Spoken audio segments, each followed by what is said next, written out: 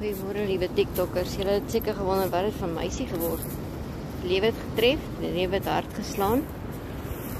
Maar ek is bevoorreg om by die see te kan bly. Die Here het daai deur vir ons oopgemaak. Ja. Ek is terug. Dit mens bid en vra vir dinge. Mens vra die Here om dingetjies vir jou oop te maak, die Here vir jou oop te maak. Ons wil bitter baie graag na toe geskuif het, na my ma toe. En ek het altyd gedink, ek sal nie mense wat die werk gaan kry. En die Here se plan was anders. My man het die werk gekry.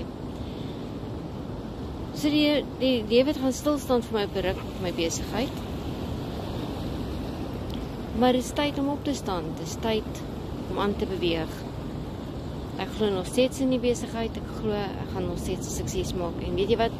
Retirement uit vinniger gekom as wat gedink het. Maar deur die genade van die Here sal dit goed gaan. En sal ek wen.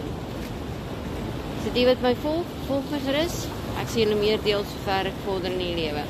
Maar julle moet 'n awesome dag hê. Kom ek terug aan my bio vir julle en wys vir julle hoe lyk my wêreld nou. Julle so kyk. Bo bly ons in die windstel. Maar hierdie is my view. Dis my kos vir my siel elke dag. En julle soos wat hierdie klippe en skulpe gemaal en gebreek word, so vorm die Here ons ook.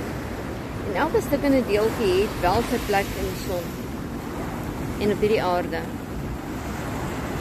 Soek jou doel, vind dit en vertrou op die Here.